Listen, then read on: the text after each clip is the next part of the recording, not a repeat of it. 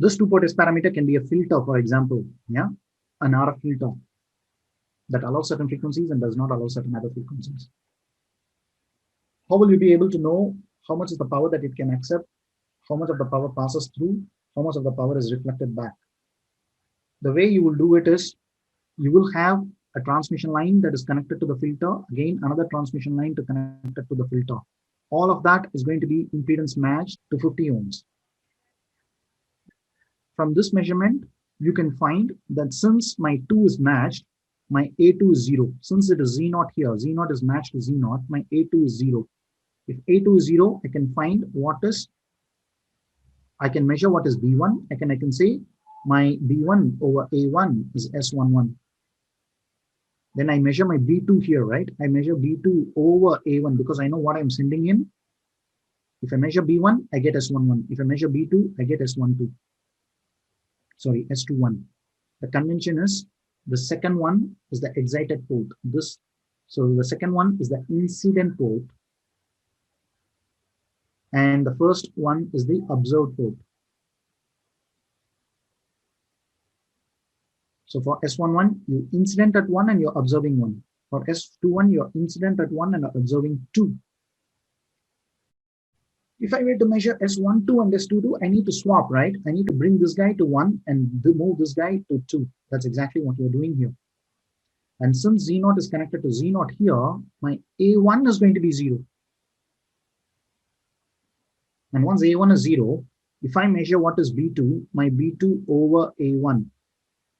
This is true because my A2 is 0. Similarly, this is going to be equal to S22 because my A1 is equal to 0. So you're going to connect the other end to match. So there is a special instrument called as the vector network analyzer, which will automatically do this for you. Similarly, you can find what is B1 over A2. This will give you S12.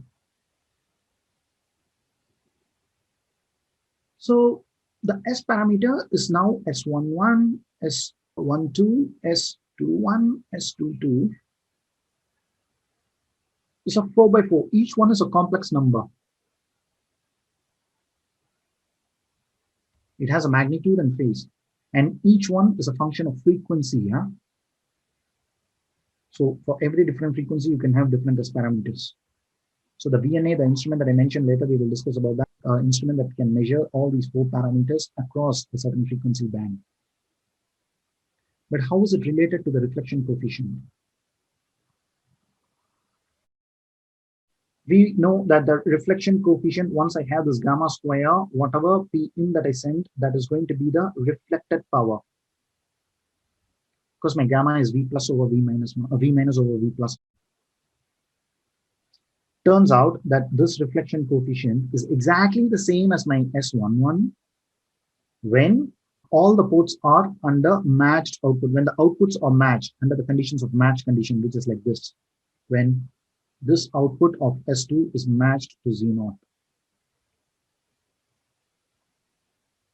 That's how S11 is related to the input reflection coefficient. So S11 is in fact the input reflection coefficient when the port 2 is matched. So whatever reflection that you see here, whatever this gamma is exactly the same as S11 because the output is matched. If S11 equal to 0, all the input power is delivered into the network. Nothing is complete. If S11 is 0, that means B1 equal to 0. If B1 is 0, that means this guy is 0. Nothing is coming back. That's the best. That's the best match that you can have. So you can go ahead and define, just like how we define VSWR to be 1 plus magnitude of gamma over 1 minus magnitude of gamma. Just like how you define that, we can define in terms of, since gamma is the same as S11, we are able to define it in terms of the VSWR at port 1.